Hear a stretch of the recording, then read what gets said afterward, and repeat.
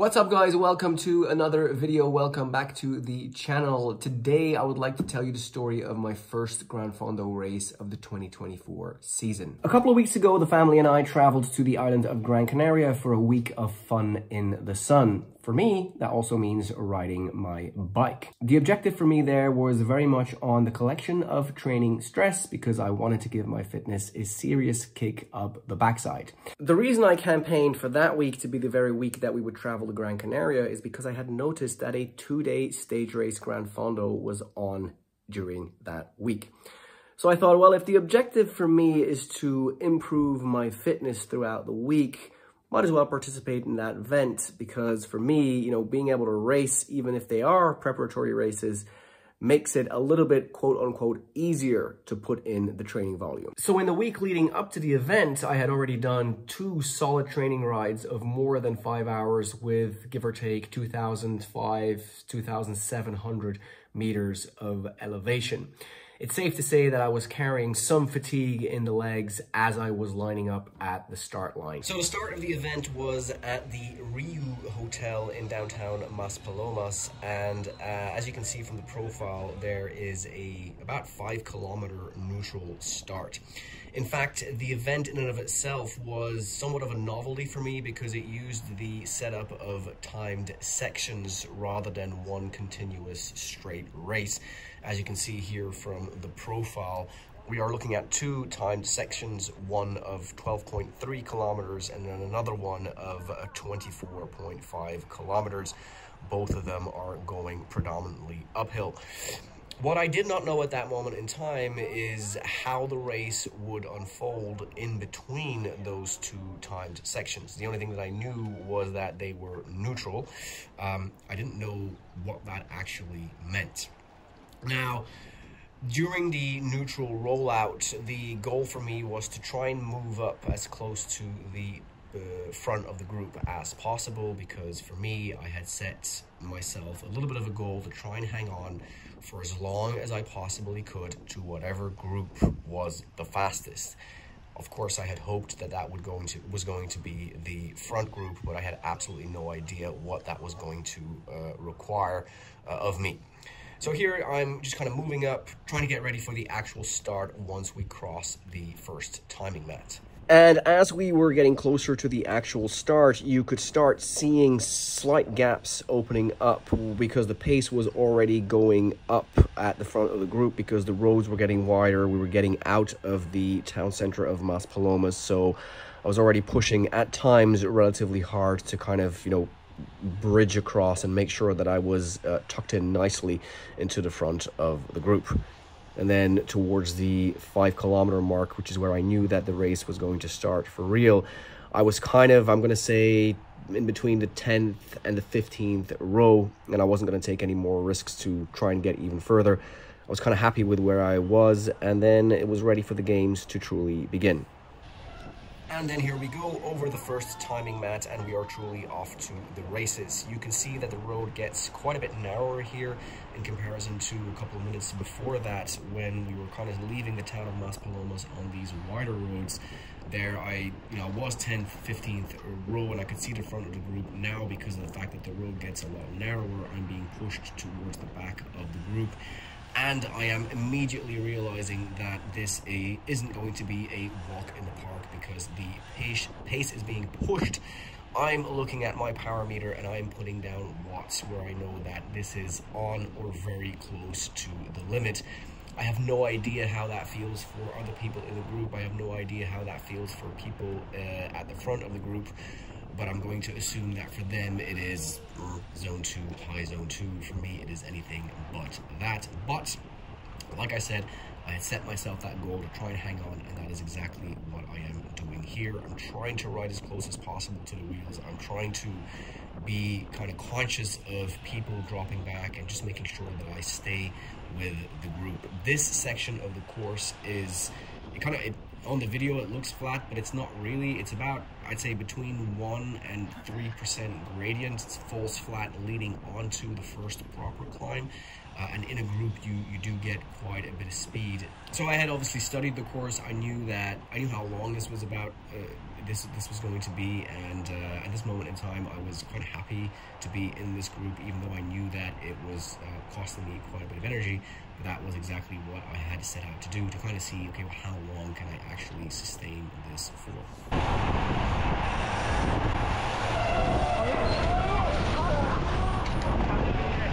Narrow roads and high speeds, it doesn't take much for a crash to occur, and that's exactly what happened here on the left side of the road. I was very fortunate to be on the right side, and I was able to dodge it, and I hope the people are okay that were involved in that crash.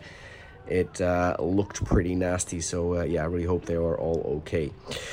So the rest of that kind of straight section all the way to the base of the first climb continued to go relatively well. The group stayed pretty intact, you know, with the exception of a few riders here or there that kind of let go. The rest of the riders kind of remained the same around me. But again, you know, I knew my power numbers were on the limit. Prior to traveling out to Gran Canaria, I had done an FTP test that pegged me at an FTP of 260 to 265. That was based on a 20-minute effort of 278 watts. And this entire section leading up to the base of the climb, I think I was averaging about 245 to 250. So that is sweet spot and actually almost at threshold. And I knew that I wasn't going to be able to sustain that for the entire ride, which in its totality was 115 kilometers. But I also knew that there was an actual climb coming up, and then another massive section of 24K that again was a lot of climbing. So I knew that I had to do some pacing. So at this moment in time, I'd made the decision that I'm going to hit the base of the climb and I'm going to settle in at 230 watts, because I thought there was a lot of stuff coming and I was going to have to try and find a group to kind of bridge that middle section as well. And so then here you can see me starting to ease off ever so slightly. I'm starting to fall back. Riders are passing me as I am making a conscious decision to start settling in at 230 watts. I am very close to the base of the actual climb. And at this moment in time, I remember thinking to myself, I'm quite happy with the fact that I was able to hang on for as long as I did. I realized that I was in over my head a little bit in that group, and that now it's time to start being a little bit more sensible. And then here we take a left-hand turn and we start the climb proper. At this time, I'm also really trying to not worry too much about what's happening around me. People are going past, they're really, you know, at a pace which I have no interest in trying to follow, because I know that that decision has been made in my head and I'm perfectly okay with it. I'm really looking for that rhythm now, that very typical climbing rhythm, getting my breathing under control and trying to find some comfort at 230 watts. And then as the climb progresses, it gets quite steep at times, and this is where you can kind of see the beauty of, I guess, riding with a power meter, and specifically pacing with a power meter. Some of the people that would have flown past me at the base of the climb, I'm now catching yet again, because I'm able to just know that 230 is something that I can hold, and I can be quite comfortable in my performance.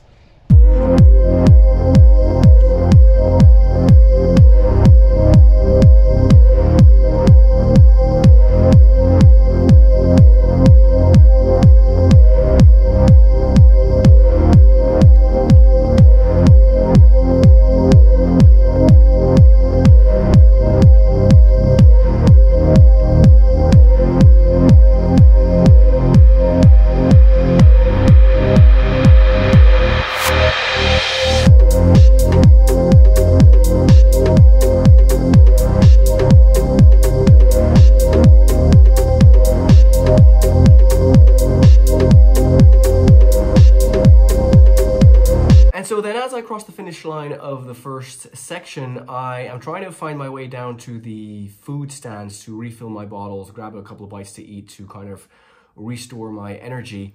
I noticed that everybody's kind of standing around, and I kind of clock onto the fact that this neutral section is going to be very neutral in that everybody is essentially being stopped, and we are waiting until the very last participant crosses the finish line of the first time section, and then en group we are descending behind the car all the way down back to the town center of Maspalomas, and we are staying behind the car in group until we reach the timing mat of section number 2. So essentially the whole thing starts again.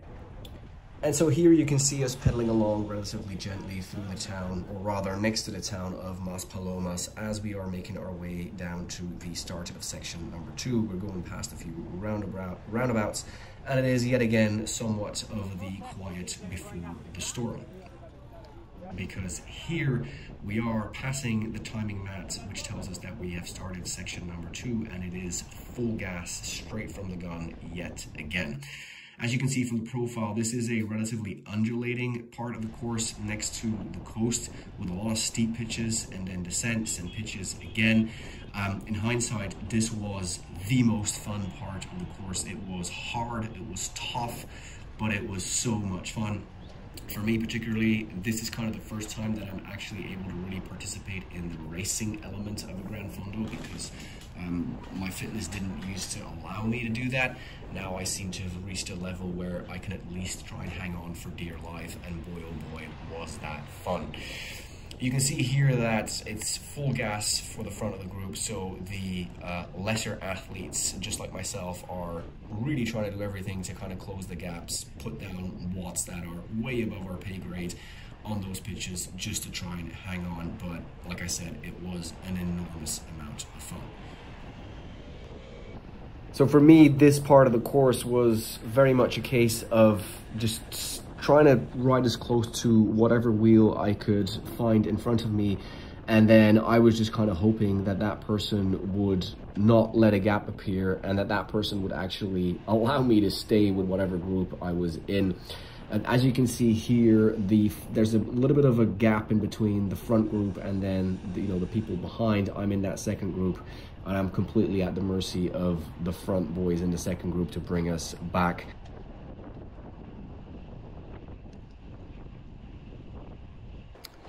And then here, once again, one of those steep kickers where I'm going far into the red just to try and hang on to whatever it is that I can hang on to.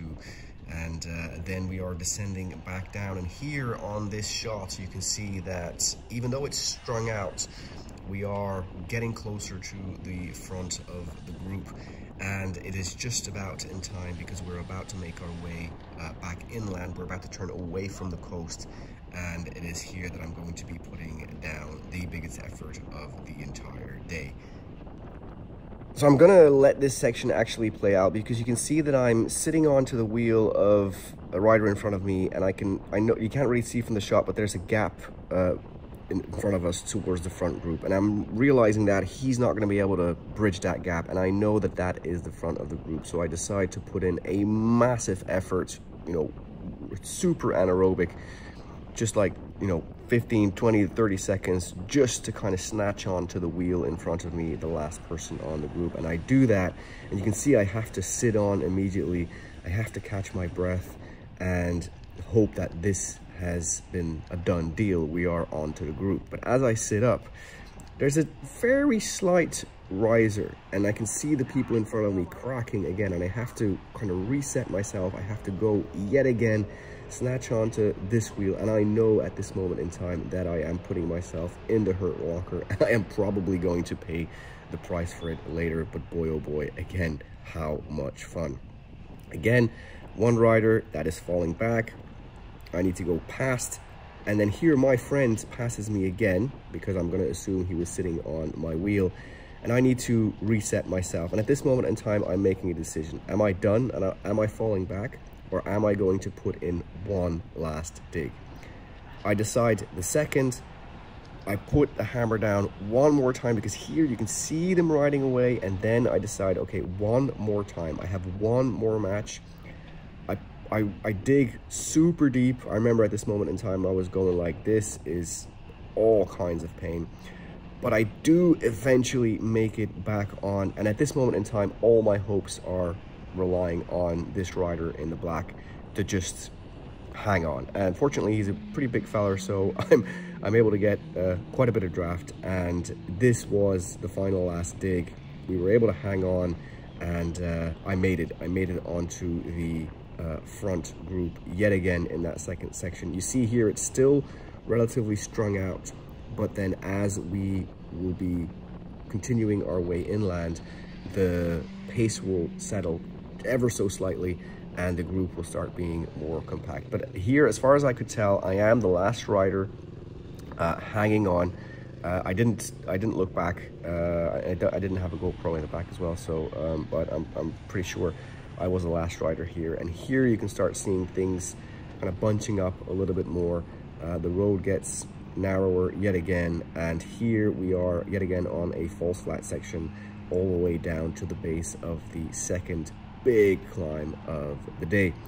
Here at this moment in time, I'm thinking, whew, we did that, but it did come at quite a price. I'm now drinking, I'm going to eat, I'm going to recover. And you can see here from my stats that my average watts was about 219 watts for that entire section, which included that very spiky undulating part in the beginning where I had to put in some serious efforts. And then here, this bit that you're seeing right now is that second bit where things kind of mellowed down ever so slightly and it was a more kind of consistent rhythm. But still, 219 watts for me for that kind of 20-kilometer stretch is tempo for me. So that's not noodling. So that for me means that it is all adding up, it is all stacking up, and there is a massive climb yet to come.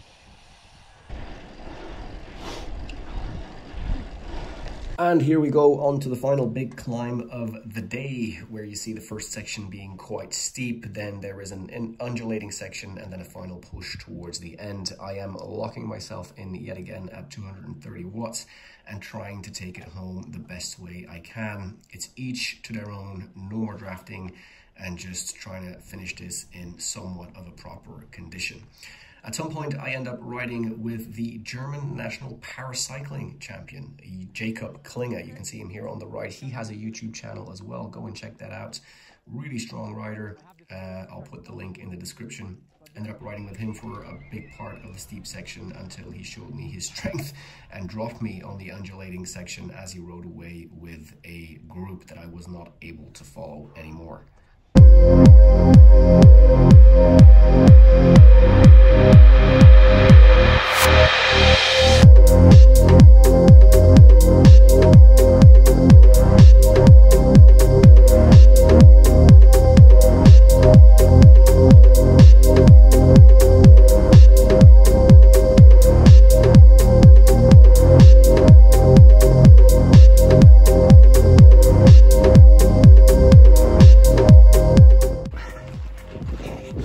Alright guys, I am completely on my own. Last 7k, I just missed one group on an undulating section here before the last climb here, and so I thought I'd catch up with you and catch my breath as well. It's going okay, average watts are good, and I'm gonna now say goodbye, catch you at the top, and try and put something down for the last half an hour or so. Alright, let's have it.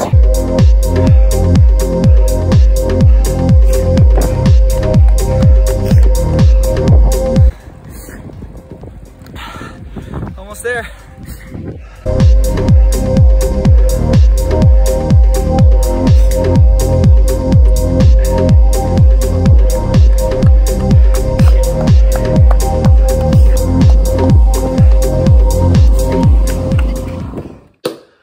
Alright, so there you have it, the first race of my season, and what are the thoughts? Well, I'd say, in general, relatively positive. First of all, the results. As much as they can tell us anything in a Gran Fondo race, looking at my computer here, for the first section, I ended up being 109th out of, I'd say, 380 participants and finishers.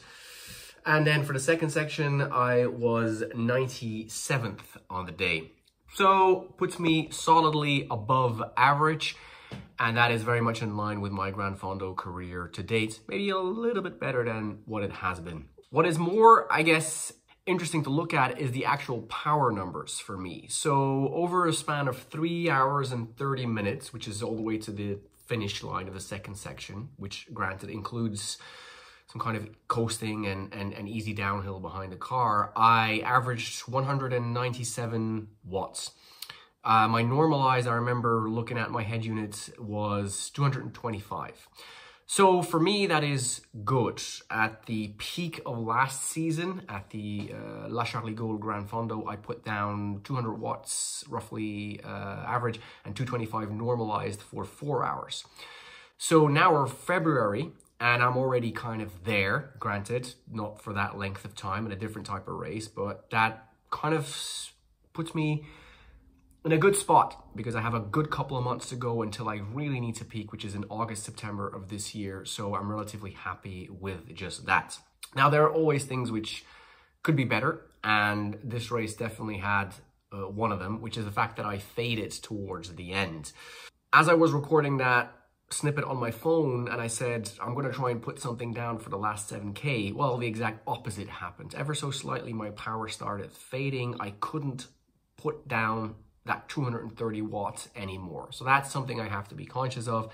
That's something I have to work on. It's essentially kind of increasing my engine that I need to keep doing. I need to keep doing these longer, steadier, easier rides, and that's kind of what I'm doing. It's been winter. It's been kind of complicated to put those rides in, but I'm going to be working on them moving forward.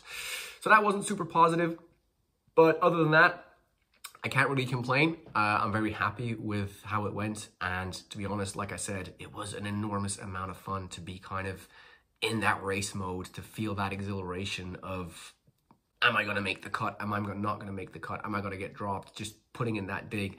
That was just really fun. And I hope I'll be able to race a couple more times this year as well. So all in all, a very positive experience. And I hope you enjoyed kind of tagging along, and I hope you enjoyed this little review of my first stage at the Epic Gran Canaria. Thank you very much for watching. If you have watched all the way through, thank you very much. If you like this sort of content, then go check out some of the other stuff on the channel. And if you like that, perhaps consider subscribing. If you like this video, a like would be very much appreciated. It helps the channel. The next video is going to be the review of stage 2 of the Epic Gran Canaria. Again, one time section this time, not again, in comparison to 2 time sections in stage 1 in this video. The next video is just going to be 1 time section, all uphill. I'll be creating that video hopefully over the next couple of days. So stay tuned and then check that out as well. And then much more to come on this channel as I continue, hopefully increasing my numbers moving forward, and hopefully also increasing the length with which I can hold those numbers. Thank you again. Stay safe, stay healthy, enjoy what you're doing, and I will see you in the next video. Thank you very much.